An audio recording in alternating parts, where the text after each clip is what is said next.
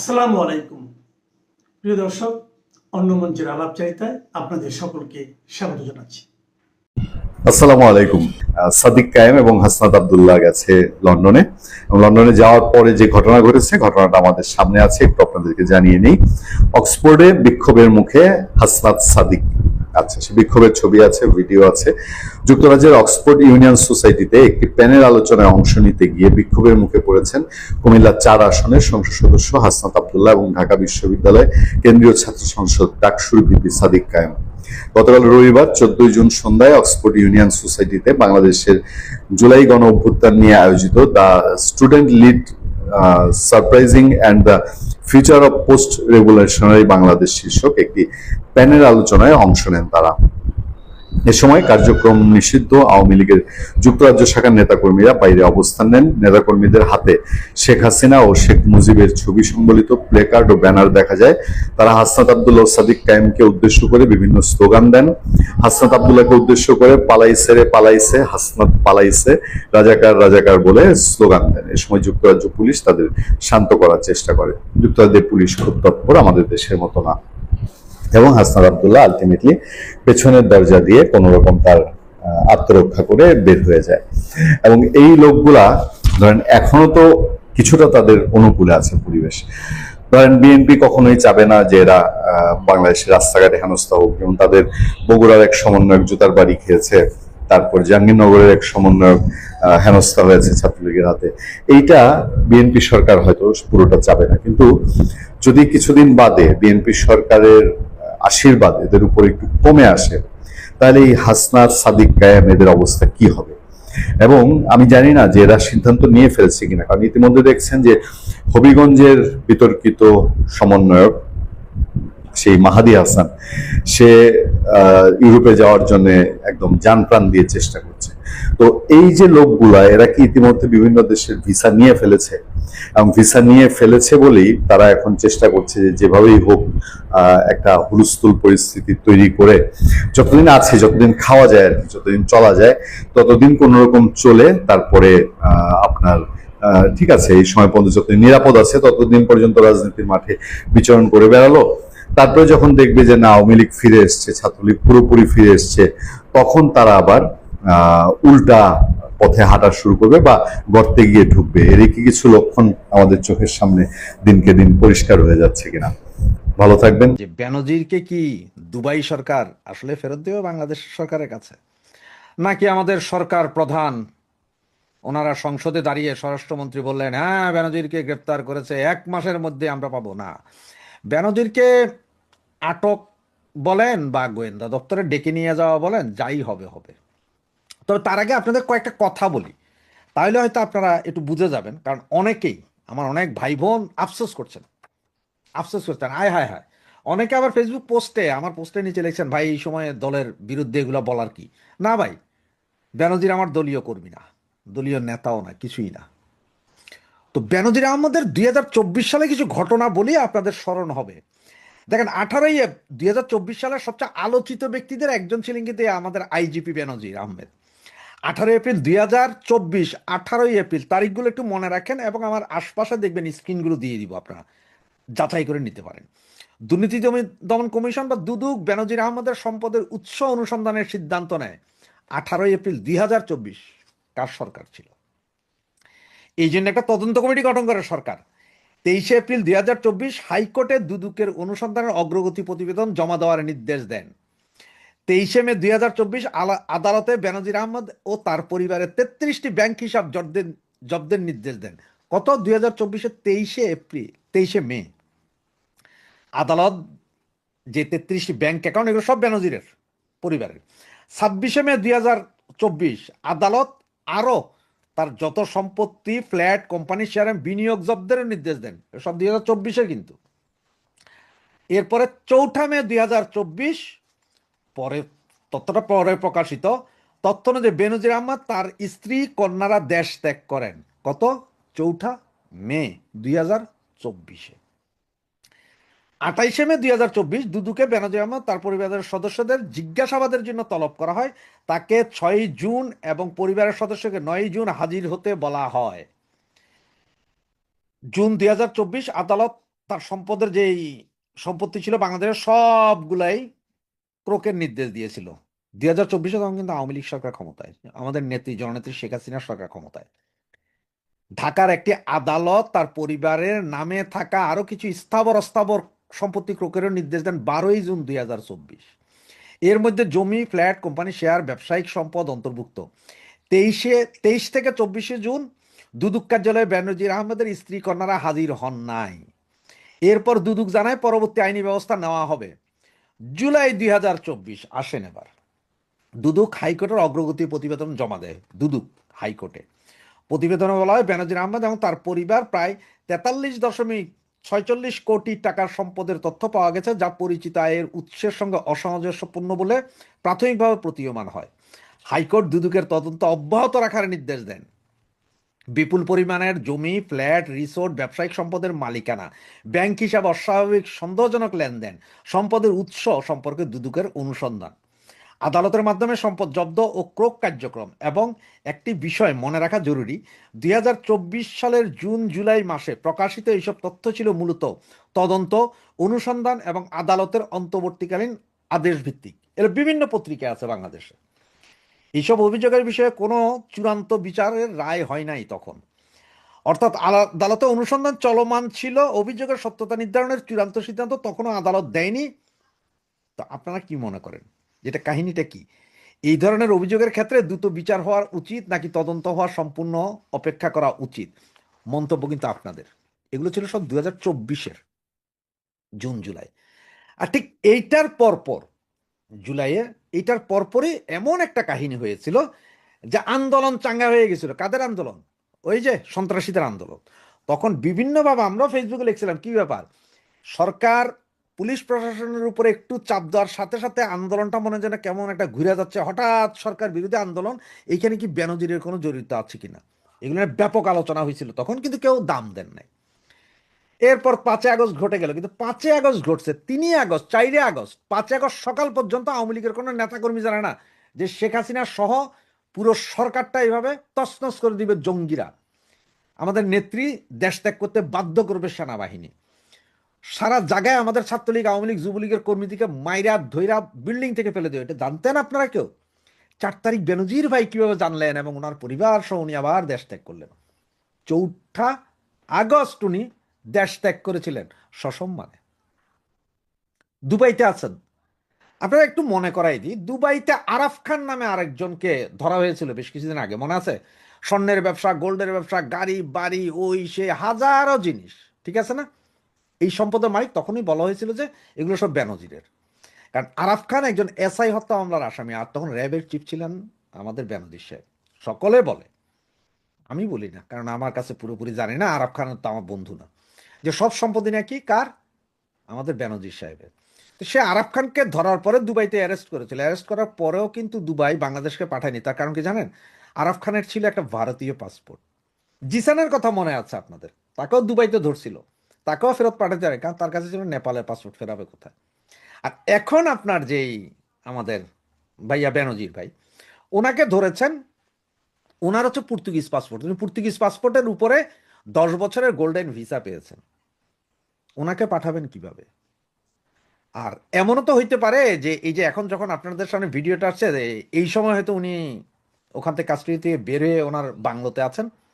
কারণ ওনাদের তো কোটি টাকা আছে, উকিলটা দাঁড়ায় যাবে, বলে যে ঠিক আছে আপনারা এই মুহূর্তে ছেড়ে দেন, আপনাদের এই দুবাইয়ের তদন্ত হওয়ার আগ পর্যন্ত উনি কোথাও যাবেন না।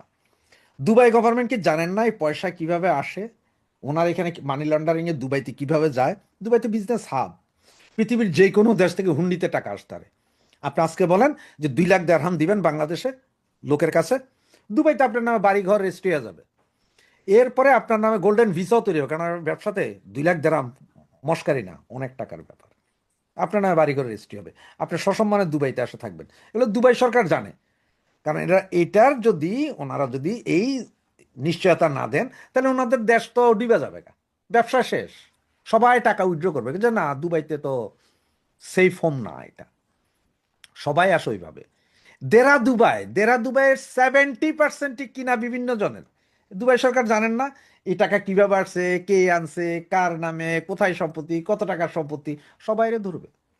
তারা মজার ইনফরমেশন দিই, এই যে আপনার রেড নোটিশ যেটা ইন্টারপোলের, সেখানে রেড নোটিশে এখন পর্যন্ত কোথাও দেখা যায়নি যে এই বেনজিরের নামে কোনো রেড নোটিশ আছে, বা আপনার যে কথাগুলো বলা হচ্ছে এখন যে বেনজিরকে, মানে যে ইনফরমেশনগুলো এই মুহূর্তে পেয়েছে কি, যে বেনজিরকে গ্রেপ্তার করা হয়েছে, গ্রেপ্তার না, এটা আসলে ওনাকে ডেকে নিয়ে যাওয়া হয়েছে, ওখানে ওখানে আছেন এখন উনি।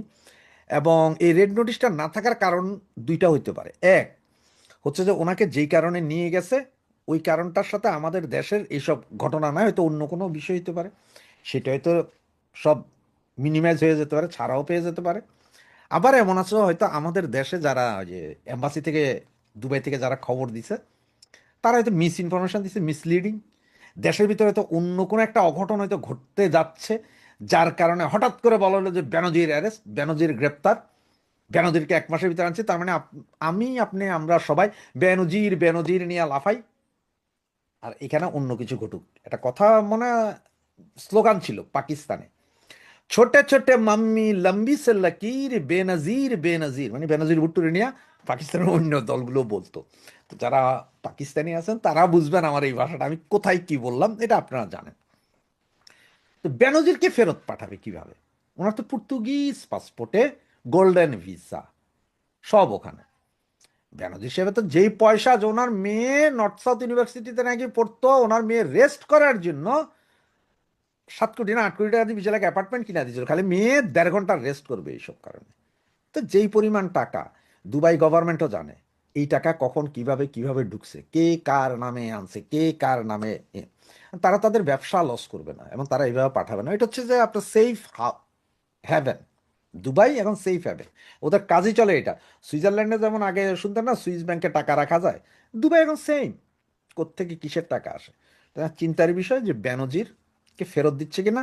আর এটা বলি, এখানে ইন্ট্রিম গভর্নমেন্ট বা এই গভর্নমেন্টের কোনো কৃতিত্ব নাই যে ওনার বিরুদ্ধে মামলায় আগস্টের পরে যেগুলো হচ্ছে ওগুলা, কিন্তু এরা বলছে, সংসদে দাঁড়াইয়া বলছে যে বেনজিরকে অ্যারেস্ট করা হয়েছে দুর্নীতির মামলায়। আর দুর্নীতির মামলা সবগুলোই আওয়ামী লীগ সরকারের আমলে করা। এবং আমার যেটা মনে হয়, আমি যেটা আগে থেকেই বলছিলাম, যে আওয়ামী লীগ সরকার এইবার যখন 24-এ যখন আসলেন, তখন আমাদের নেত্রী এই দুর্নীতিবাজ সবগুলোকে ধরার জন্য, একটা গলা চিপা ধরার জন্য কাজ করতেছিলেন। আর সেটারই ছিল যে এই বেনজির ভাই, ওনার বিরুদ্ধে মামলার ফিরিস্তিগুলো তো দিলাম কখন কি হয়েছে। এরপরে দেখে একটু চিন্তা করেন, বেনজিরের বিরুদ্ধে এগুলো হওয়ার পর থেকে আপনার কিন্তু দেশের বিরুদ্ধে কি জানি একটা ওলট পালট হইল, পুলিশ আর্মি বিডিআর সব ওলট পালট হয়েছে। এই আওয়ামী লীগ পতনে বেনজির দায়ী কিনা আপনারাই বিচার করেন, আপনারাই চিন্তা করেন, কেন কখন কি হইল এগুলো একটু চিন্তা করেন। কেন উনি 4 তারিখ ভাইগা গেল, কেন ওনার পরিবার ভাইগা গেল? বেনজির আওয়ামী লীগ নেতা না, বরং বেনজিরদের কারণে আওয়ামী লীগের ক্ষতি হয়েছে, এটা চিন্তা করেন। জয়। বাংলাদেশ পুলিশের সাবেক আইজিপি বেনজির আহমেদের গ্রেপ্তার সংক্রান্ত একটা খবর চারিদিকে খুব সাড়া ফেলেছে, আলোচনা হচ্ছে। আমার মনে হয় এই ব্যাপারে আমাদের অনেক গুরুত্বপূর্ণ কথা আছে, সেই জিনিসগুলো বলার জন্য এই লাইভটা করছি। প্রথম কথা হলো, স্বরাষ্ট্রমন্ত্রী যখন বলেছেন, আমরা ধরে নিলাম বেনজির আহমেদ কোথাও গ্রেপ্তার হয়েছেন দুবাইতে, কিন্তু উনি যেভাবে বলেছেন সেখানে কিন্তু সত্যতা নাই। প্রথম কথা হলো, সালাউদ্দিন সাহেব উনি স্বরাষ্ট্রমন্ত্রী, ওনার কথায় বোঝা গেল যে উনি আসলে ইন্টারপোলের কাজ সংক্রান্ত কোনো তথ্য ওনার কাছে নাই, উনি জানেনই না ইন্টারপোল কি কাজ করে। বেনজির আহমেদের অপরাধটা কি দেখাচ্ছে, বাংলাদেশ সরকার কি কি বলল যে ইন্টারপোলের রেড অ্যালার্ট, রেড নোটিশ জারি করেছে। হ্যাঁ, ইন্টারপোলের রেড নোটিশে যদি কাজ হয় তাহলে বাংলাদেশে সবচেয়ে আগে, সবার আগে গ্রেপ্তার হয়ে যেত, অর্থাৎ গ্রেপ্তার হয়ে বাংলাদেশে ফেরত আসতো তারেক রহমান। এর চেয়ে বেশি রেড অ্যালার্ট কিন্তু কারো নামে পর্যন্ত বাংলাদেশে জারি করা হয় নাই। প্রথমে আসলে বুঝুন যে ইন্টারপোলের কাজটা কি। ইন্টারপোল একটা অফিস জব, তাদের নিজস্ব কোনো পুলিশ নাই। তারা রেড নোটিশ, রেড অ্যালার্ট জারি করে, সেটা বিভিন্ন দেশের পুলিশ সেটার উপর অ্যাকশন নেয় বা নিতে পারে, কিন্তু মূল জিনিসটা যেটা ইন্টারপোলের মূল যেই জায়গায় তার ক্ষমতাটা, সেটা হলো ক্রস বর্ডার ক্রাইম হতে হবে। ক্রস বর্ডার ক্রাইম না হলে ইন্টারপোলের আওতায় কিন্তু সেটা থাকে না। যেমন ধরুন তারেক রহমান এর বিরুদ্ধে আমরা যেসব অভিযোগ তুলে রেড নোটিশ বা রেড অ্যালার্ট করেছিলাম, সেটা হলো যে উনি বাংলাদেশে দুর্নীতি করেছেন, এটা সেটা করেছেন। কিন্তু যতক্ষণ উনি বাংলাদেশের মধ্যে দুর্নীতি করছেন, ততক্ষণ এটা কিন্তু ইন্টারপোলের আওতায় এই কাজটা পড়ে না। দুর্নীতি করে টাকা পাচার করলে তারপরে সেইটা হলো যে তখন এটা ক্রস বর্ডার অপরাধ হিসাবে হয়ে যায়। ফলে বেনজির আহমেদকে ইন্টারপোলের রেড অ্যালার্টে বহু কিছু করে সালাউদ্দিন সাহেবরা গ্রেপ্তার করিয়েছেন, এইটার মধ্যে সত্যতা থাকার সম্ভাবনা খুবই কম। তবে তিনি যেহেতু সংসদে বলেছেন, সেক্ষেত্রে আমি ধরে নিচ্ছি যে কথাটা সত্য, যে বেনজির আহমেদ কোথাও আটক হয়েছেন। আর যদি সত্য না হয় পরবর্তীতে এটা নিয়ে কথা বলা যাবে। আপাতত ধরে নিচ্ছি উনি আটক হয়েছেন, কিন্তু সেই আটকটা নানান কারণেও হতে পারে। বেনজির সাহেব এবং বিশেষ করে 24-এর জঙ্গি উত্থানের পর অনেক ধরনের আমাদের বাংলাদেশের গুরুত্বপূর্ণ মানুষের, মুক্তিযুদ্ধের পক্ষের মানুষের পাসপোর্ট বাতিল করা হয়েছে। নানান ধরনের আপনার ইমিগ্রেশন সমস্যা তাদের থাকতে পারে, সে কারণেও বেনজির আহমেদ কোথাও আটক হতে পারেন। কি হয়েছে সেটা হয়তো কয়েকদিনের মধ্যে জানা যাবে, এবং এই বিষয়টা আমার কাছে মোটেও গুরুত্বপূর্ণ নয়। গুরুত্বপূর্ণ নয় এই জন্য যে বেনজির আহমেদ আমাদের কাছে অত্যন্ত গুরুত্বপূর্ণ একজন মানুষ। বেনজির আহমেদ সম্পর্কে আজকে সারা বাংলাদেশে স্বাধীনতা বিরোধী মৌলবাদীরা, তিনি দুর্নীতি করেছেন, তিনি স্বাধীনতা বিরোধী মৌলবাদীদের অত্যাচার করেছেন, এগুলো ব্যাপক প্রচার করছে, বিশেষ করে তার দুর্নীতির খবর প্রচার করছে। দেখুন, বেনজির আহমেদ কি দুর্নীতি করেছেন না করেছেন সেইটার আসলে আমি সাফাই গাইতে যাব না, কিন্তু আমার এখানে প্রাসঙ্গিক কথা আছে। 2 দিন আগে আমি একটা লেকচার দিয়েছি ইউটিউবে, সেখানে আমার ভিডিও আছে, আপনারা দেখেছেন যে এই স্বরাষ্ট্রমন্ত্রী সালাউদ্দিন সম্পর্কেই ওনাকে ইস্যু করে আমি ভিডিওটা করেছিলাম, যদিও আমি ওনাকে ব্যক্তিগতভাবে আক্রমণ করিনি। সেটা হলো যে সালাউদ্দিন সাহেব বলেছেন যে ওনার 4টা গাড়ি 4টা ড্রাইভার ছিল। সালাউদ্দিন সাহেব প্রধানমন্ত্রী খালেদা জিয়ার পিএস বা এপিএস ছিলেন। সেখান থেকে উনি পদত্যাগ করে রাজনীতি করেছেন, এমপি হয়েছেন, একবার প্রতিমন্ত্রী হয়েছেন, তারপরে উনি বিদেশে 17 বছর ছিলেন ভারতে, এই কাহিনী আমরা জানি। সেইখানে দেখুন যদি এইটুকুন, এবং তার সম্পর্কে আমরা আরো যেটা জানি, আমি যেটা বলেছিলাম যে তার অর্থনৈতিক জীবন যে খুবই খারাপ ছিল। ছাত্র বয়সে উনি, আমি বিশ্বস্ত সূত্রে জানি যে উনি যখন ছাত্রদল করতেন তখন উনি হলে বাকি খেতেন, হলে বিনা পয়সায় খেতেন। যারা হলে বিনা পয়সায় খায় এরা সাধারণত খুবই দরিদ্র ঘরের ছেলে মেয়েরা খায় না অবশ্য, এগুলো ছেলে। সেই অবস্থায় সালাউদ্দিন আহমেদ যদি সংসদে ডিক্লেয়ার করতে পারেন যে তার 4টা মন্ত্রী হওয়ার আগেই তার 4টা গাড়ি 4টা ড্রাইভার ছিল, তাহলে প্রপোর্শনেটলি চিন্তা করেন, যার 4টা গাড়ি 4টা ড্রাইভার থাকে, ওনার ছেলে মেয়েও তো খুব বেশি আমরা জানি না পরিবার, তাহলে প্রপোর্শনেটলি তার আরো কত সম্পদ বাংলাদেশে আছে। এই যে বাংলাদেশের একটা লাগামহীন দুর্নীতির সংস্কৃতি, এটা নিয়েই আমি কিন্তু ওই ভিডিওতে লেকচার দিয়েছি, এবং দুর্নীতি জন্য আমরা ব্যক্তিকে আসলে দায় না করে আমি দুর্নীতিটাকে আমি দেখি এইভাবে যে বাংলাদেশে দুর্নীতি হয়, বাংলাদেশ যে 2 ভাগে বিভক্ত, মুক্তিযুদ্ধের পক্ষের শক্তি বিপক্ষ শক্তি, এটা দেশপ্রেম টাকে ইউনিফর্মলি আমাদের মধ্যে এস্টাবলিশ করে না, এটার কারণে দুর্নীতি হয়। আর একটা দুর্নীতি হয় দুর্নীতির ফিলসফি, অর্থাৎ আমাদের সমাজ মোটা দাগে বিশ্বাসই করে না যে কেউ সরকারি চাকরি করলে দুর্নীতি করবে না। তারপরেও বেনজির আহমেদের যেসব দুর্নীতির খবর প্রকাশ হয়েছে তার পক্ষে কিন্তু উনি যথেষ্ট বলিষ্ঠ যুক্তি দিয়ে কিন্তু উনি নিজে একটা লেকচার দিয়েছিলেন ইউটিউব ভিডিওতে, আপনারা সেটা দেখেছেন। আমার এই প্রশ্ন, আজকের দিনের এই প্রশ্ন, বেনজির আহমেদ দুর্নীতি করেছেন করেননি এটা না, আর সবচেয়ে বড় কথা হলো বেনজির আহমেদকে আপনি আলাদা করতে পারবেন না। বাংলাদেশে যে সর্বগ্রাসী অবস্থা দুর্নীতি, সেইখানে আমি বরঞ্চ বেনজির আহমেদকে সৎ মানুষদের কাতারে দেখি। আমরা কিন্তু বেনজির আহমেদের যে সয় সম্পত্তি প্রকাশিত হয়েছে, প্রকৃত দুর্নীতিবাজদের সয় সম্পত্তি তার থেকে বহু গুণ বেশি থাকে, সেটা কিন্তু আমরা খেয়াল করিনি। আরেকটা জিনিস আমি জানতে পারলাম যে বেনজির আহমেদ এই এই এই এই বিভিন্ন সমাজের উচ্চ পর্যায়ের, বিশেষ করে বিভিন্ন বিজনেস কর্পোরেটের আক্রোশের শিকার হয়েছিলেন, কারণ তাদের কিছু পার্সোনাল ক্রাইমকে তিনি মাফ করে দেননি, পুলিশকে তিনি স্বাধীনভাবে কাজ করতে দিয়েছেন, এটাও কারণ হতে পারে। সব মিলে বেনজির আহমেদ আমাদের সমাজে দুর্নীতি করেছেন, দুর্নীতি করেননি, এইটা বেনজির আহমেদের কোনো পরিচয়ই না। বেনজির আহমেদের পরিচয় হলো তিনি 5ই মে 2013 সালে যেই হেফাজত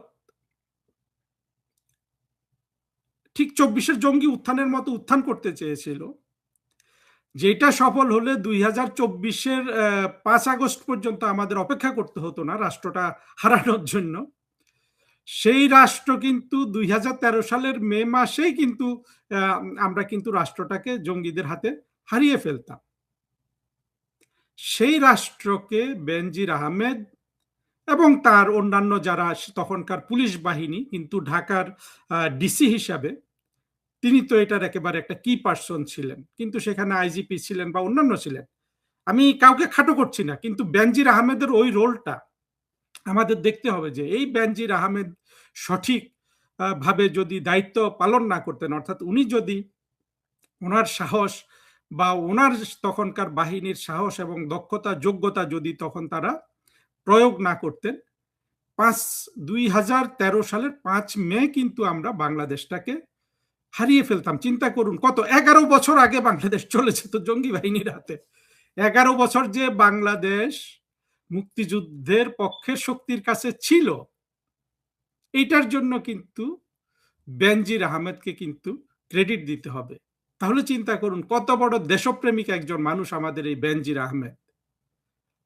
আমার এক ছোট ভাই আজকে বলছিলেন বাংলাদেশের স্বাধীনতা বিরোধী জঙ্গি, বিশেষ করে জঙ্গি বাহিনী আওয়ামী লীগকে ভয় পায় না, ভয় পায় দুইজনকে, যে প্রথমে শেখ হাসিনা, পরবর্তীতে যে লোকটাকে সবচেয়ে বেশি ভয় পায় সেটা হলো এই বেনজির আহমেদ। কথাটা কিন্তু একেবারে আপনার ম্যাথামেটিক্যালি সত্য হোক না হোক সেটা আমরা ধরছি না, কিন্তু বেনজির আহমেদের জঙ্গিবাদ বিরোধী স্বাধীনতা মৌলবাদীরা বেনজির আহমেদকে কোন দৃষ্টিতে দেখে তার কিন্তু একটা প্রকাশ এখানে আছে। তাহলে বুঝুন, আজকে যে বেনজির আহমেদ আটক হয়েছেন বা গ্রেপ্তার হয়েছেন, এই খবর বের হওয়ার পরে বাংলাদেশের স্বাধীনতা বিরোধী মৌলবাদীদের মধ্যে যে আনন্দের রোল পড়বে না, কেন পড়বে না? পড়বেই তো। এমন ইফেক্টিভ একজন পুলিশ অফিসার বাংলাদেশে আমাদের জন্য তো এটা তো আমাদের জন্য আশীর্বাদ ছিলেন এই বেনজির আহমেদ। এমনকি আরো যদি আমরা যাই, দেখেন বাংলাদেশ পুলিশ বাহিনীকে আমি সবচেয়ে বেশি সম্মান করি, বিশেষ করে 2024-এর সফল জঙ্গি উত্থানের পর। আপনারা দেখেন সেনাবাহিনী, ওয়াকার, এরা কিন্তু জঙ্গিদের কাছে আত্মসমর্পণ করে ফেলেছে, আমেরিকান ডলারের কাছে আত্মসমর্পণ করে ফেলেছিল। তারপরে জাতিসংঘে যে তারা পিস কিপিং যে সৈন্য পাঠায় সেটা বন্ধ হয়ে যাবে এই ভয়ে তারা আত্মসমর্পণ করে ফেলেছিল। পরিপূর্ণভাবে কিন্তু স্বাধীনতা বিরোধী মৌলবাদীদের কাছে আত্মসমর্পণ করে দেশটাকে তাদের হাতে তুলে দিয়েছে। অন্যদিকে দেখেন বাংলাদেশের পুলিশ বাহিনী শেষ পর্যন্ত কিন্তু লড়ে গিয়েছে। পুলিশের তখনকার যে আইজিপি মামুন সাহেব, হ্যাঁ, এখন ওনার সম্পর্কে আপনারা অনেক কথা বলতে পারেন, উনি রাজসাক্ষী হয়েছেন ইত্যাদি ইত্যাদি, কিন্তু সত্য কথা হলো পুলিশ বাহিনী শেষ পর্যন্ত জঙ্গিদের বিরুদ্ধে লড়াই করেছিল এবং মামুন সাহেব ছিলেন পুলিশ বাহিনী প্রধান। মামুন সাহেব তো অন্তত ওয়াকার হন নাই। আজকে মামুন সাহেব হ্যাঁ কি করেছেন না করেছেন, সে আপনি যখন বন্দী অবস্থায় একজন মানুষকে কোন ধরনের নির্যাতন করা হয়, কি করে কি করিয়েছে, এটা আমার কাছে গুরুত্বপূর্ণ না। আমার কাছে গুরুত্বপূর্ণ হলো যে মামুন সাহেব বাংলাদেশের পুলিশ বাহিনীর প্রধান ছিলেন এবং পুলিশ বাহিনীর প্রধান থাকা অবস্থায় মামুন সাহেব কিন্তু জঙ্গিদের কাছে ওয়াকারের মতো কিন্তু, বা ওয়াকার বা সেনাবাহিনী, বিমান বাহিনী, এদের সবাই যে সমানভাবে সেনা, নৌ, বিমান সবাই যে সমানভাবে আত্মসমর্পণ করেছে সেটা বলবো না, সব দায় আমি ওয়াকারের দেখি।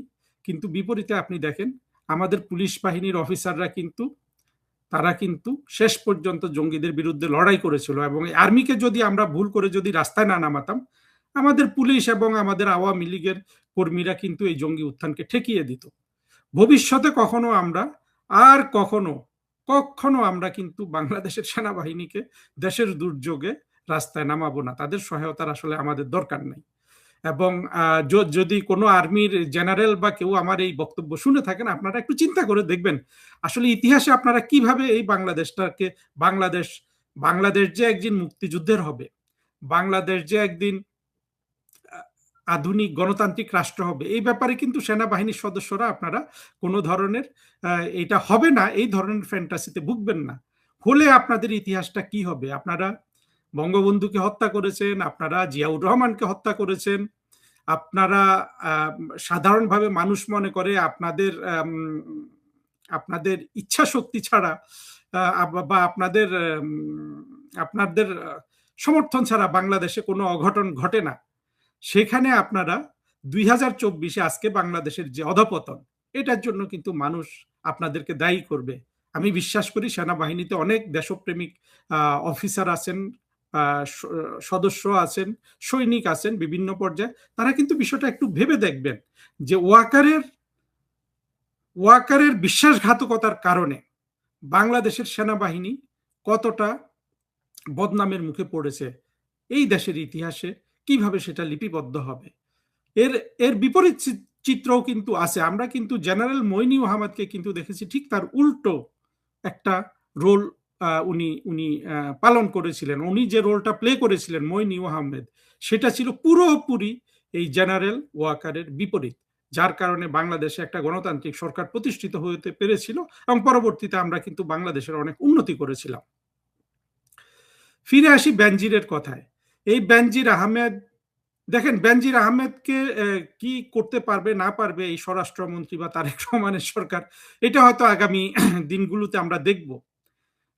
এবং কতটা এর মানে বেনজির আহমেদের বর্তমান পরিস্থিতিটা নিয়ে আমি যেটা আপনাদেরকে বলতে পারি, স্বরাষ্ট্রমন্ত্রী যেটা বলেছেন এটা পুরোপুরি সত্য না। হ্যাঁ, উনি আটক হয়েছেন, আমি এটা বিশ্বাস করছি, কিন্তু যেভাবে যা বলেছেন সেটা পুরোপুরি সত্য না। আর সত্যটা বের হবে সেটা দেখার জন্য আমাদের অপেক্ষা করতে হবে। কিন্তু যেই জায়গাটা আমাদের খেয়াল রাখতে হবে যে, আমি ধরে নিলাম বেনজির আহমেদকে বিএনপি নিয়ে আসবে, জেলে ভরবে, ইত্যাদি ইত্যাদি করবে। বেনজির আহমেদ তার জীবনে বাংলাদেশের জন্য যা করার, ওই 5 মে হেফাজতে রাতে করেই কিন্তু বাংলাদেশে একজন নায়ক হয়ে গিয়েছেন। তিনি বাংলাদেশের ইতিহাসে, আমাদের মুক্তিযুদ্ধের পক্ষের ইতিহাস, বাংলাদেশের ইতিহাস, আমি আবার বলছি, যারা মুক্তিযুদ্ধ বিরোধী শক্তি আছেন, এমনকি বিএনপিও কিন্তু আপনারাও কিন্তু ওইখানে আছেন, যদিও আপনাদেরকে আমি সবসময় আহ্বান করি আসুন মুক্তিযুদ্ধের পক্ষে আসুন, সত্যিকারের মুক্তিযুদ্ধের চেতনা ধারণ করুন, জিয়াউর রহমানকে ইতিহাসে বাঁচান, তারেক রহমানকে ইতিহাসে বাঁচান, খালেদা জিয়াকে ইতিহাসে বাঁচান, এই আহ্বান আমার সবসময় থাকবে। কিন্তু আমরা মুক্তিযুদ্ধের পক্ষের শক্তি একমাত্র ইতিহাস লিখতে পারি, কারণ স্বাধীনতা বিরোধী জঙ্গি মৌলবাদী বাংলাদেশের 24-এর যে জঙ্গি কোয়ালিশন হয়েছিল, সেই জায়গায় আপনারা ওই জিনিসটা কিন্তু দেখবেন যে তারা কেউ কিন্তু কিছু লিখতে পারে না। আপনি সলিমুল্লাহকে দেখেন, কিছু লিখতে পারে? সলিমুল্লাহর বই কেউ পড়ে? পারে না। মানুষ যখন যুক্তিহীন হয়ে যায় তখন সে আর লিখতে পারে না, সে বলতে পারে, বাকপটু হতে পারে। আমাদের মুক্তিযুদ্ধ বিরোধী যেই কোয়ালিশনটা আমরা 24-এর জঙ্গি উত্থানকালে দেখেছি, এরা হলো যুক্তিহীন একটা কোয়ালিশন, অর্থাৎ এদের প্রত্যেকটা শরিক, বিএনপি হোক যেই হোক, তারা হলো যুক্তিহীন, অর্থাৎ তাদের মধ্যে যুক্তি কাজ করে না। যখন কোনো মানুষের মধ্যে যুক্তি কাজ না করে, সে কিন্তু লিখতে পারে না। লিখতে পারে, গোলাম আজম 1500 বই লিখেছে, তারপরে মতিউর রহমান নিজামী 5,500 বই লিখেছে, এরা তো কেউ 130, 40, 60, 70-এর নিচে বই লেখে না। কিন্তু এই বইগুলো কারা পড়বে? ওই জামাতে ইসলামের ছেলে মেয়েরাই পড়বে, সেগুলো কিন্তু বাংলাদেশের আর কোনো মানুষ কিন্তু পড়বে না। মোট কথা হলো, ওই জিনিসটা আপনারা আমার উপর এই আস্থাটা রাখতে পারেন যে বাংলাদেশের ইতিহাস রচিত হবে বাংলাদেশের মুক্তিযুদ্ধের পক্ষের স্কলারদের হাতে। সেই ইতিহাসে বেনজির আহমেদ কিন্তু অলরেডি একজন হিরো, তিনি কিন্তু আমাদের সংগ্রামের একজন নায়ক। সেটা কিন্তু উনি 2013 সালের 5ই মেতে হয়ে গেছেন। হ্যাঁ, সেখানে কি বেনজির আহমেদ একাই নায়ক সেটা আমি জানি না, সেখানে কার কতটা ভূমিকা ছিল সেটা তো অবশ্যই নির্ধারিত হবে, সেই তর্কেও যাচ্ছি না, কিন্তু বেনজির আহমেদ একক নায়ক না হলেও অন্যতম নায়ক। এবং পরবর্তীতে আমরা বাংলাদেশের 24-এর জঙ্গি বাহিনীর, বিশেষ করে বেনজিরের গ্রেপ্তারের খবর বের হওয়ার পরে আমরা মৌলবাদী জঙ্গি 24-এর জঙ্গি কোয়ালিশনে যেই ধরনের আনন্দ উৎফুল্লতা দেখতে পাচ্ছি, তাতে নিঃসন্দেহে বলে দেয়া যায় যে বেনজির আহমেদকে কিন্তু তারা ভীষণ ভয় করে।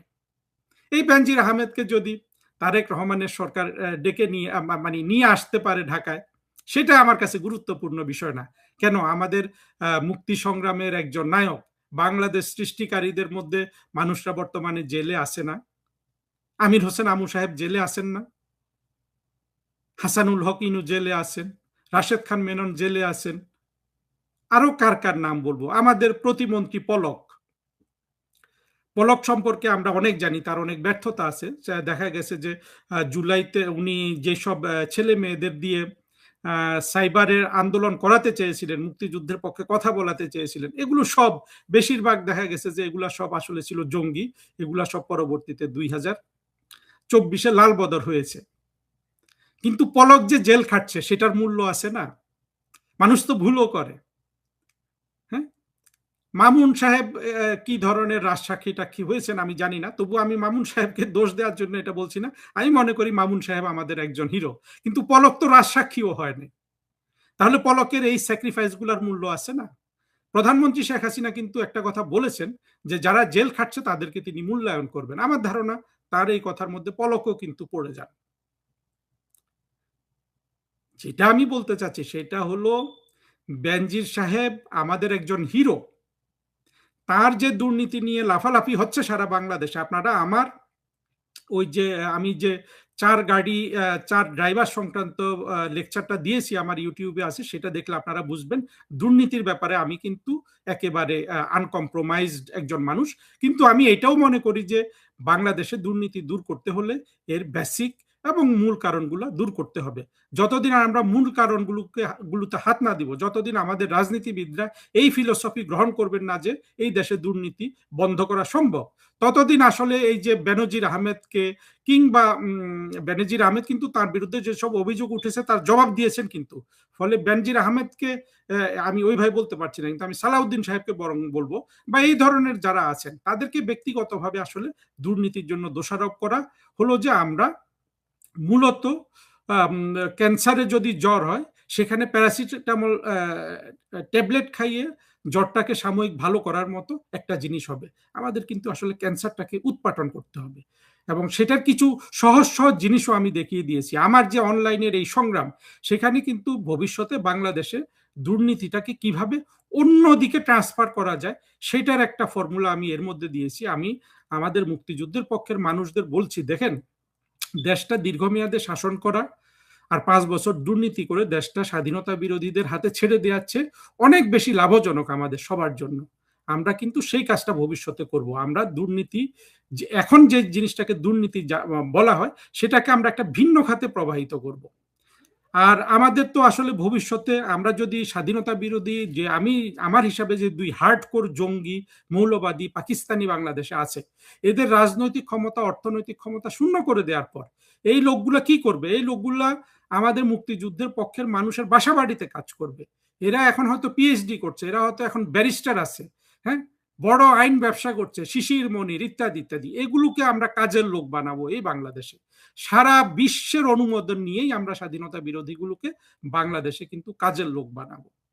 ফলে আমাদের অর্থনৈতিক প্রাচুর্য, বিশেষ করে মুক্তিযুদ্ধের পক্ষের মানুষের জন্য অনেক বেড়ে যাবে। সেইখানে আমাদের একটা ফিলোসফিক্যাল চেঞ্জ আনতে হবে, যেখানে যেটা হলো যে বর্তমানে যেভাবে একজন মানুষ অঢেল টাকা পয়সার মালিক হয়ে যায়, সেইটা আর হবে না আমরা যদি সঠিকভাবে আমাদের চিন্তা ভাবনাগুলোকে বাস্তবায়ন করতে পারি এবং আমাদের রাজনৈতিক নেতাদের সেই চিন্তা সামিল করতে পারি। এটাই হলো আমাদের ভবিষ্যতে দুর্নীতি মোকাবেলা করার একটা পথ। কিন্তু আজকে যে স্বাধীনতা বিরোধী মৌলবাদী জঙ্গিরা বেনজির আহমেদকে নিয়ে লাফালাফি করছে, তারা খুশিতে উৎফুল্ল, হ্যাঁ, প্রচুর ফেসবুক পোস্ট দিচ্ছে, ভিডিও করছে, এগুলোর একটাই কারণ হলো যে বেনজির আহমেদ একজন দেশপ্রেমিক এবং খুব ইফেক্টিভ এবং খুবই এফিশিয়েন্ট সফল একজন পুলিশ কর্মকর্তা ছিলেন। উনি পুলিশের সবগুলো গুরুত্বপূর্ণ দায়িত্ব পালন করেছেন। বাংলাদেশে যে 3টা গুরুত্বপূর্ণ দায়িত্ব আছে, একটা হলো ঢাকার ডিসি, ঢাকার কমিশনার, ডিসি নয় দুঃখিত, ঢাকার কমিশনার, পুলিশ কমিশনার, ঢাকা মহানগর পুলিশ কমিশনার, তারপরে র্যাবের ডিজি এবং পুলিশের আইজিপি। 3টা গুরুত্বপূর্ণ দায়িত্ব তিনি পালন করেছেন। আমি নিশ্চিত যদি বিএনপি যদি তাকে ধরে বাংলাদেশে আনতে পারে, যদি তাকে মেরে না ফেলে, এই বেনজির আহমেদ ভবিষ্যতে অনেক বেশি গুরুত্বপূর্ণ দায়িত্ব পালন করবেন। কারণ হলো বেনজিরের মতো লোকদের আমাদের দরকার, যারা জঙ্গিদের সাহসের সাথে এবং সম্মুখ সমরে মোকাবেলা করতে পারে। এমন মানুষ কিন্তু আমাদের মধ্যে খুব একটা বেশি নাই। সবাইকে ধন্যবাদ। এখানে তিনি যে দাবিটা করেছেন যে ইন্টারপোলের সাথে তারা নিবিড়ভাবে কাজ করছেন, গত বছর ডক্টর ইউনূসের সরকার ইন্টারপোলের কাছে রেড নোটিশ পাঠানোর জন্য লিখেছিলেন, তো সব শুনে মনে হয়েছে যে বাংলাদেশের পুলিশের তৎপরতা এবং ইন্টারপোলের রেড অ্যালার্টের ভিত্তিতে দুবাই পুলিশের সাবেক আইজি বেনজির আহমেদকে গ্রেপ্তার করেছে। কিন্তু আসলেই কি ঘটনাটা তাই? দুবাইয়ে তো অনেক বড় বড় অপরাধী বাস করে, এটা আমরা শুনে এসেছি, এবং তাদের বিরুদ্ধে ইন্টারপোলের অনেক রেড অ্যালার্ট আছে। এই যে পাকিস্তানের দাউদ ইব্রাহিমের মতো এত হাই প্রোফাইল ক্রিমিনাল দুবাইয়ে বাস করে বলে আমরা শুনেছি। বাংলাদেশেরও অনেক অনেক ক্রিমিনাল বলেন, নেতা বলেন, যাদের বিরুদ্ধে অনেক মামলা রয়েছে, দুদকের মামলা, ফৌজদারি মামলা, তারা তো অনেক বছরের পর বছর দুবাইয়ে আছে, সেখানে ইন্টারপোল কাজ করে না। হঠাৎ করে পুলিশের একজন সাবেক আইজিপির বিরুদ্ধে ইন্টারপোল এত সক্রিয় হলো দুবাইয়ে, এখানেই কিন্তু আমাদের খটকাটা লেগেছিল। দুবাইয়ে ইন্টারপোল আদৌ তেমন সক্রিয় নয়, এটা আমি আপনাদের একটু মনে করিয়ে দিতে চাই, যেটা আমি যে কারণেই এই ভূমিকাটা রাখলাম। বেনজির আহমেদ দুবাইয়ে আটক হয়েছেন, এটি সত্যি, কিন্তু মূল ঘটনাটা আমি আপনাদের শোনাতে চাই। 4 জন বাংলাদেশি ব্যবসায়ী, তার মধ্যে 4 নম্বর হলো বেনজির আহমেদ, এই 4 জন মিলে দুবাইয়ে একটি বিল্ডিং ভাড়া করে হোটেল ব্যবসা করতেন। ব্যবসাটা খুবই ভালো চলছিল তাদের এই হোটেল ব্যবসা, কিন্তু এই সম্প্রতি ইরান, ইসরায়েল এবং আমেরিকার যে ত্রিমুখী সংঘাত কিংবা যুদ্ধ যাই বলেন শুরু হলো, এবং যার সাথে মধ্যপ্রাচ্যের অনেকগুলো দেশ জড়িয়ে গেল, তার মধ্যে এই ইউনাইটেড আরব আমিরাতও রয়েছে, এবং তার ফলশ্রুতিতে দেখা গেল যে দুবাই, আবুধাবিতে ব্যাপক আক্রমণ হচ্ছে। যুদ্ধে জড়িয়ে পড়ার কারণে দুবাইয়ের যে হোটেল ব্যবসাটা ছিল বেনজির আহমেদের, সেই হোটেল ব্যবসাটা বন্ধ হয়ে যায়। খুব ভালোভাবে চলা এই ব্যবসাটা একদম বন্ধ হয়ে যায় এই যুদ্ধের সাথে দুবাইয়ের জড়িয়ে পড়বার জন্য। তখন এই বেনজির আহমেদরা তিনি কিন্তু দুবাই থেকে আমেরিকায় চলে গিয়েছিলেন, এবং আমেরিকা থেকে রিসেন্টলি তিনি সিঙ্গাপুর যাবার পথে দুবাইয়ের ট্রানজিট ছিল তার, এবং তিনি যখন দুবাইয়ে আসেন তখন দুবাইয়ের ওদের এআই ফেস ডিটেক্টিং ক্যামেরা আছে, তারা ডিটেক্ট করে যে বেনজির আহমেদ, এবং তখন দুবাইয়ের পুলিশ বেনজির আহমেদকে তাদের হেফাজতে নেয়। কারণ ওই যে বেনজির আহমেদ সহ 4 জন পার্টনার, তারা যে হোটেল ব্যবসাটা করতেন, হোটেল ব্যবসার চরম লসের মুখে তারা হোটেলটা রেখে চলে যায়, এবং এর ফলে হোটেলের ভাড়া বেশ কিছু টাকা সেটা মানে বাড়িওয়ালা পায়, যেটা পরিশোধ করা হয়নি। তার প্রেক্ষিতে ওই বাড়িওয়ালা দুবাইয়ে একটি মামলা করেছিলেন, যে মামলার 4 নম্বর আসামি হলো বেনজির আহমেদ, 1, 2, 3 নম্বর হলো আরো 3 জন বাংলাদেশি। তো সেই মামলার প্রেক্ষিতে দুবাইয়ে বেনজির আহমেদকে গ্রেপ্তার করা হয়েছে। এর সাথে বাংলাদেশ পুলিশের ইন্টারপোলের রেড অ্যালার্ট বা এইসব তৎপরতার কোনো সম্পর্ক নেই। কিন্তু আপনারা জানেন মধ্যপ্রাচ্যের এইসব দেশে যার অপরাধ যিনি করেছেন যে ভাড়া দেয়নি, তখন বাড়িওয়ালাকে যদি তার দেনা শোধ করে দেওয়া হয় তাহলেই কিন্তু তখন এই মামলাটি আর চলে না। তো এখন সেই নেগোসিয়েশন হচ্ছেন যে 4 জন পার্টনার যারা আছে তারা মিলে ওই বাড়িওয়ালা যে টাকাটা পান যেটা বাকি পড়ে গিয়েছিল সেই টাকাটা শোধ দেওয়ার প্রক্রিয়া চলছে এবং সেই টাকা শোধ হলেই এই মামলা দুবাইয়ের স্টাইলেই চলবে। এখন আপনাদের আরো বেশি একটা ইন্টারেস্টিং তথ্য দিই যে বেনজির আহমেদ তো 4 নম্বর আসামি, পার্টনার। এই হোটেল ব্যবসার একজন পার্টনার বর্তমানে বিএনপি থেকে নির্বাচিত চট্টগ্রামের একটি আসন থেকে তিনি এমপি নির্বাচিত হয়েছেন। এই হোটেলটার ডিটেলসও পেয়েছি। হোটেলটা হলো দুবাইয়ের দেওড়া এলাকায় মাত্তুল স্ট্রিটে রয়্যাল কনকর্ড হোটেল। আপনারা গুগলে সার্চ দিলে হোটেলটা পাবেন এবং এই হোটেলে বিএনপির যে এমপি, রানিং এমপি বেনজির আহমেদের পার্টনার, তিনি হলেন চট্টগ্রাম 14 আসন থেকে নির্বাচিত আলহাজ জসিম উদ্দিন আহমেদ এবং আলহাজ জসিমের সাথে বেনজির আহমেদের কিন্তু অনেক পুরনো সম্পর্ক এবং এই হোটেলের যে আসল মালিক, যার কাছ থেকে তারা ভাড়া নিয়েছিলেন, তিনি আবার এই ইউনাইটেড আরব আমিরাতসের রয়্যাল ফ্যামিলির লোক। সুতরাং খুবই প্রভাবশালী হয়। তিনি এই মামলাটি করেছেন। এই জসিম, বেনজির আহমেদ, এদের কাছে 28 মিলিয়ন দিরহাম পাওনা রয়েছে। আর এর আগেও তাদের বিরুদ্ধে আরো একটি মামলা হয়েছিল। তারা তুরস্ক থেকে ডান্সার এবং অন্যান্য মেয়েদের এনেছিল এবং সেখানেও কিছু সম্মানী ঠিকমতো দেওয়া হয়নি। সো এই বিষয়গুলো নিয়েই যে মামলা এবং সেখানে বেনজির আহমেদ আটক হয়েছেন, তো সেটাকেই বাংলাদেশে ভিন্ন খাতে ভিন্নভাবে উপস্থাপন করা হচ্ছে এবং এই পুরো ঘটনাটা যেভাবে মিডিয়ায় এসেছে তাতে এমন হয়েছে যে আমাদের আওয়ামী লীগের অনেকেই খুব নার্ভাস হয়ে গেছে যে তাহলে কেন এরকম হলো। কিন্তু একটু ঠান্ডা মাথায় আমরা চিন্তা করি আর ঘটনা ঘটার পরেই একটা ন্যারেটিভ আমরা বাংলাদেশে পাই। বাংলাদেশে এখন আর কোনটা সত্য কোনটা মিথ্যা এইটা এখন মানে ইটস ভেরি কনফিউজিং। তবে সত্য হলো যে দুবাইয়ে একটা নিজস্ব বিষয়, একটা হোটেলের ভাড়ার ব্যাপার নিয়ে একটা মামলা, সেই মামলায় বেনজির আহমেদ গ্রেপ্তার হয়েছিলেন এবং এখনো পুলিশ হেফাজতে আছেন এবং তারা যদি টাকাটা বাড়িওয়ালাকে পরিশোধ করেন তাহলে এই মামলা থেকে তারা মুক্তি পাবেন। এখন দেখা যাক কি হয়। তো এর থেকে আমাদের অনেক বেশি দুশ্চিন্তা করবার দরকার নেই। বাংলাদেশ, ইন্টারপোল, রেড অ্যালার্ট, এগুলো মুখরোচক ব্যাপার, শুনতে ভালো লাগছে, কিন্তু বাস্তবতা আমি আপনাদের জানিয়ে দিলাম।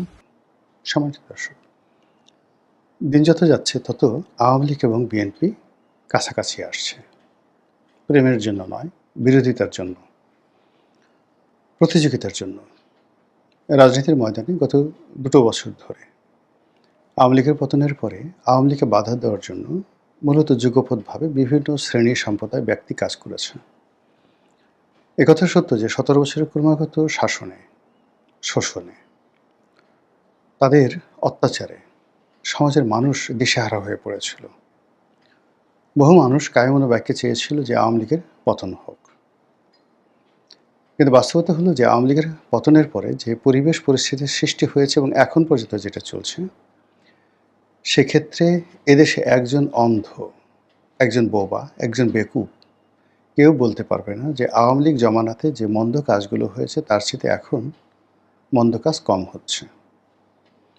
একজন লোক বলতে পারবে না যে আওয়ামী লীগ জমানাতে যে ভালো কাজগুলো হয়েছে দেশের জন্য, জাতির জন্য, কল্যাণের জন্য, ব্যবসার জন্য, বাণিজ্যের জন্য, তার চেয়ে আরও বেশি কাজ এ জমানাতে হচ্ছে।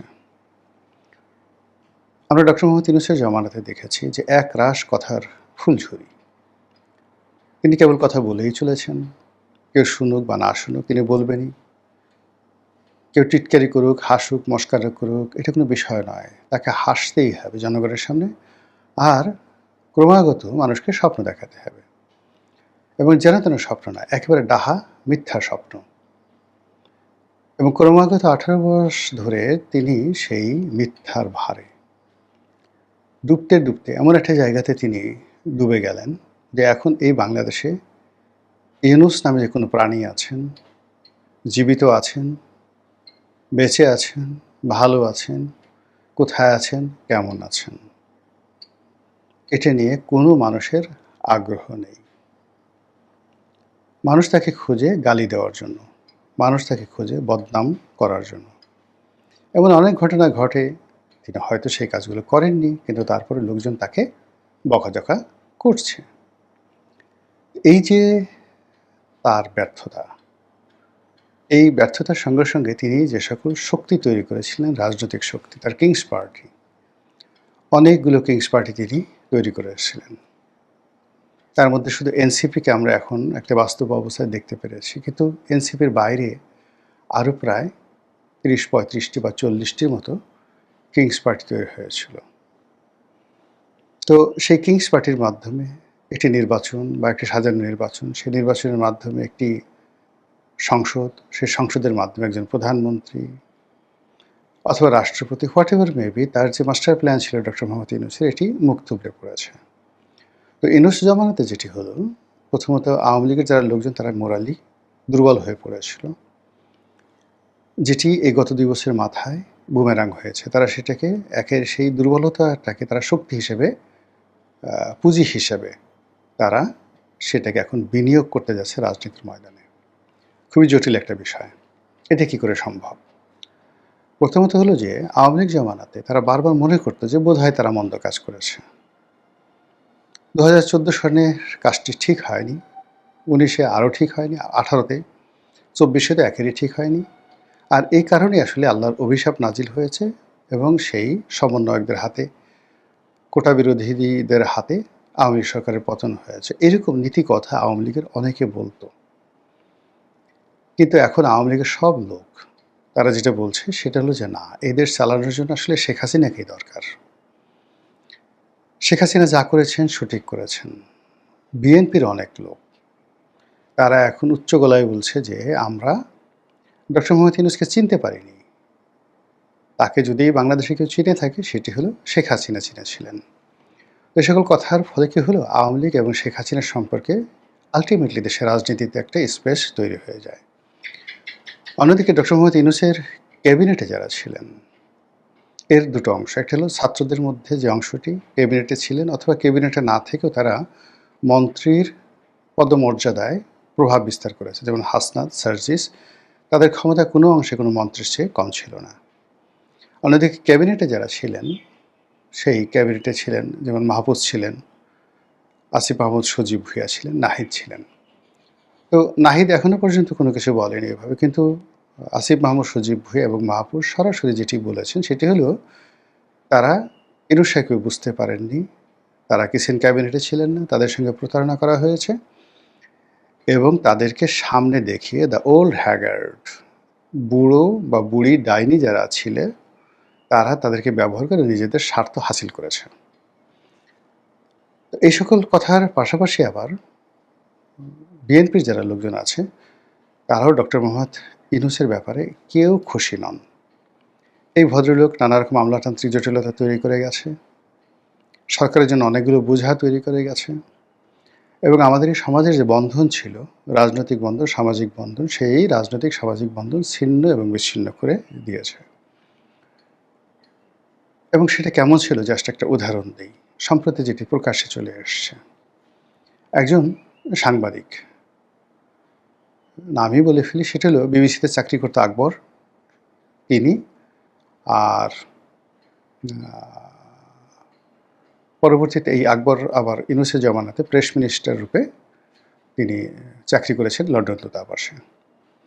আকবরের একটি বক্তব্য যে তিনি রিপোর্ট করার জন্য একটি জেলাতে গেলেন এবং সেখানে গিয়ে তিনি জানতে পারলেন যে ওখানে আওয়ামী লীগ জমানাতে আওয়ামী লীগের যে এমপি, সংসদ সদস্য, তিনি প্রতি মাসে বিএনপির ওখানে যিনি সাবেক এমপি তাকে 5 লাখ টাকা করে দেন, ডোনেশন দেন, যেন তিনি রাজনীতি করতে পারেন।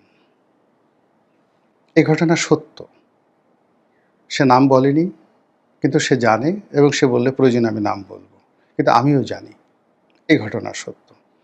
এরকম অসংখ্য ঘটনা, এই ঘটনা ঢাকা জেলায় ঘটেছে, এই ঘটনা নোয়াখালীতে ঘটেছে, এই ঘটনা যে কুমিল্লাতে ঘটেনি তাও কিন্তু বলা যাবে না। তো কাজেই এই যে রাজনীতির একটা সহমর্মিতা ছিল, অনেক কিছু আওয়ামী লীগের নেতারা নিয়ন্ত্রণ করতে পারতেন না, কিন্তু তারা বিএনপির সঙ্গে আসলে সম্পর্কটা নষ্ট করতেন না। কেন করতেন না? তারা জানতেন যে সামনে যদি নির্বাচন আসে তাহলে বিএনপি অবশ্যই ক্ষমতায় আসবে।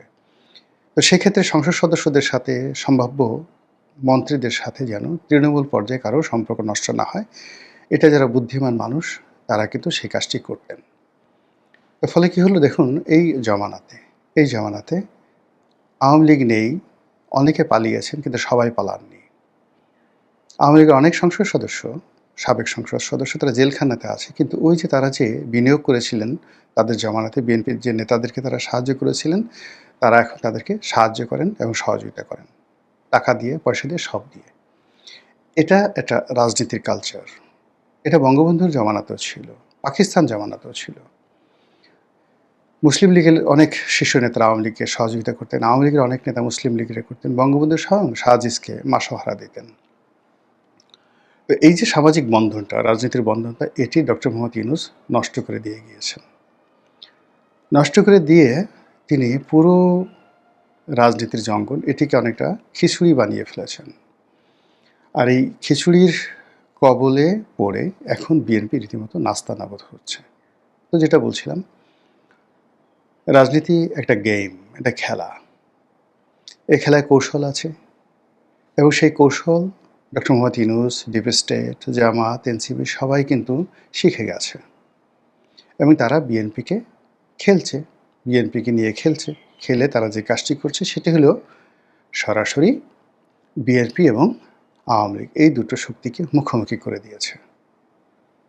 এবং মাত্র ২ বছরের মাথায় আমি যেটা বললাম, যখন প্রথমত এনসিপির একটা নবম শ্রেণীতে পড়ে, দশম শ্রেণীতে পড়ে, এরকম ৪-৫ জন ছেলে মেয়ে, ইন্টারমিডিয়েট পড়ে এমন ৩-৪ জন ছেলে মেয়ে, তারা যখন দিদারসে মাশরাফি বিন মুর্তজার মতো মানুষকে মাফ করত, তারা যখন সাবের হোসেন চৌধুরীর মতো মানুষের সঙ্গে মাফ করতো, তখন প্রশাসন নীরবে থাকতো এবং আওয়ামী লীগের লোকজন সামনে এগিয়ে আসার সাহস দেখাতো না। তাদের একটা মোরাল দুর্বলতা ছিল যে আমরা আসলে সত্যিই অন্যায় করেছি।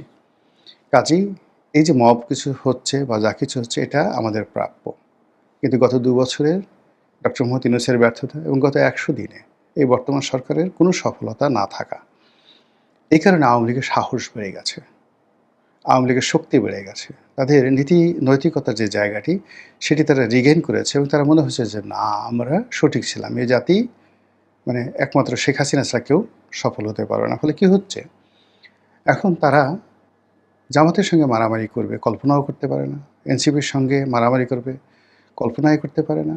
এনসিপি বা জামাত তারা আসলে এই পরিস্থিতিতে আওয়ামী লীগের সঙ্গে মারামারি করবে, এটা তারাও কল্পনা করে না। তারা বরং অনেকেই দায় এড়ানোর জন্য, আমরা তো এই কাজ করিনি, এটা সবই বিএনপি করেছে, তারেক রহমান সাহেব লন্ডন থেকে টাকা দিয়েছে, তো সালাউদ্দিন সাহেব ভারত থেকে টাকা দিয়েছে, তাদের টাকায় জুলাই বিপ্লব হয়েছে, তাদের টাকা দিয়ে ওই জুলাইতে যা কিছু হয়েছে, দে হ্যাভ ইনভেস্টেড, এটা নুরু বলেছে, তারপর তারেক বলেছে, স্বয়ং তারেক রহমান সাহেবের যারা ঘনিষ্ঠজন তারাও বলেছেন যে তিনি হলেন এই আন্দোলনের মাস্টার মাইন্ড। ফলে সত্যিকার অর্থে যারা মাস্টার মাইন্ড, তারা এখন আর নিজেদেরকে মাস্টার মাইন্ড বলছেন না, তারা ঠেলে ঠেলে বিএনপিকে বলছেন যে এরা হলো মাস্টার মাইন্ড। কারণটা হলো সামনে যে রাজনীতির সমীকরণ আসছে, সেই সমীকরণে যেন বিএনপি এবং আওয়ামী লীগ সরাসরি মাঠে আসে। আর সরাসরি মাঠে আসলে আপনি বুঝতে পারেন যে বিএনপি মূলত গত এই ৩-৪ মাস ধরে শক্তি অর্জন করার চেষ্টা করছে।